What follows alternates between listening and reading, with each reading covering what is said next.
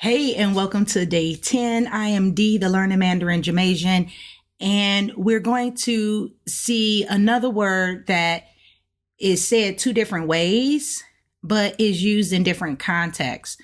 And these all forms from the sentences I've been practicing. So I kind of, when I see a word and I'm like, well, why is they using this word versus this word? Then I have to go dig and do some research and find out what's the difference between the two and when are they used and how are they used when they are used.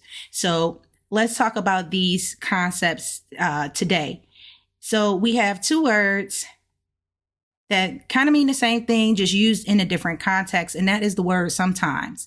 So when I'm watching shows, it depends from what I've seen written and what I hear is two different things.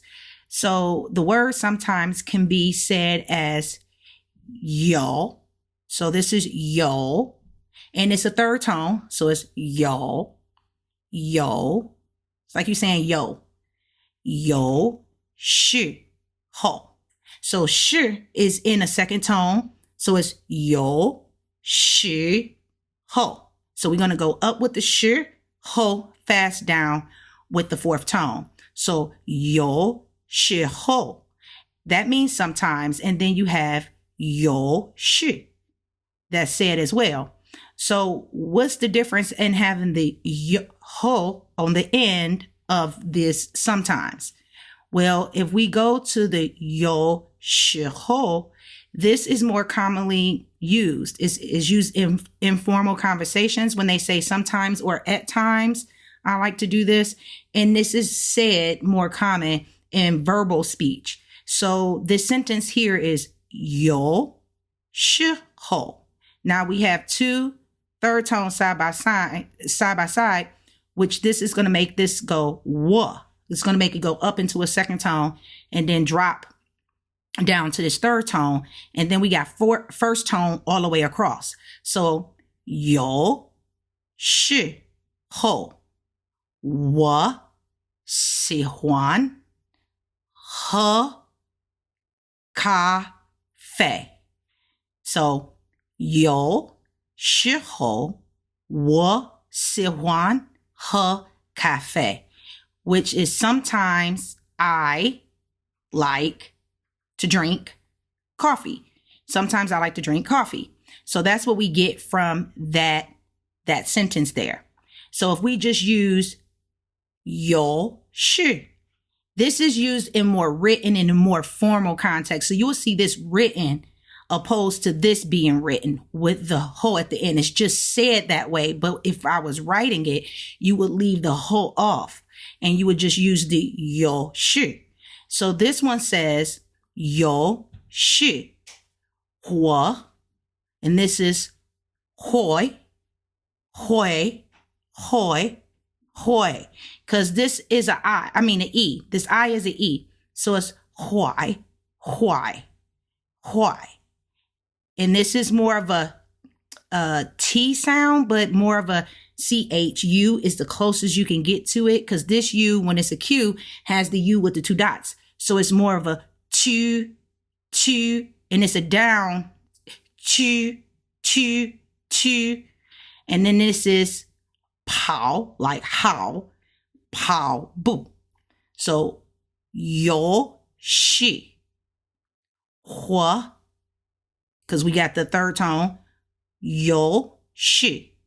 Hua, huai, chu, huai, chu. So now we got two fourth tones side by side in this. So now I see a rule. So if we got two fourth tones side by side, it's going to make this one go up to a second tone. So how we would say it would be yo, shi, hua, hu, hui, hui, hui, chu, hui, chu, hui, chu, pao, bu. And that is sometimes I will go running. If I look at these two sentences in and of itself, this one, the way it reads, sometimes I will go running. It's saying that it's going to be implied that I'm going to do it in the future. If I think about it, it's like sometimes I'll go running, like I plan to do it again. Because sometimes sometimes I go running. So it's something I will do again eventually, because sometimes that's what I do. I go running. And then this one is like, sometimes I like to drink coffee. It doesn't imply I'm going to do it in the future per se. It's just saying sometimes I like to drink it. Like sometimes I do, or sometimes I like it. Not necessarily saying I'm going to drink it in the future. But when I'm saying sometimes I go running by this verb case, and it's like I'm going to go running again in the future. Like sometimes I go running.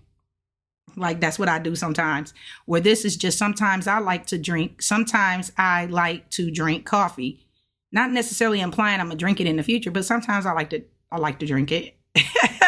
I don't know. That's just what I get from it. Again, guys, this is my opinion, and this is what I'm learning and how I'm like trying to dissect it a little bit to help me understand and better speak Mandarin. It's not necessarily for me to write it. I want to speak it natively and just informally, just in conversation. It's good to know some formal aspects of it.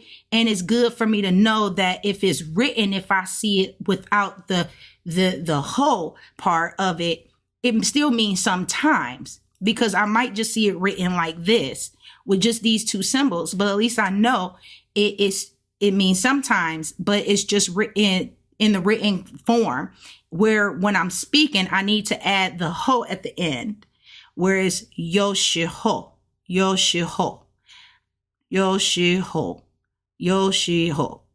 I need to put that on the end when I'm actually talking or saying sometimes or at times. So I hope this lesson was helpful. You know, you can download all of the resources for free in my Google Drive just by clicking the link below. And if you need help pronouncing some of these, because again, I'm still working on the pronunciation as well for some of these pinyin that I struggle with.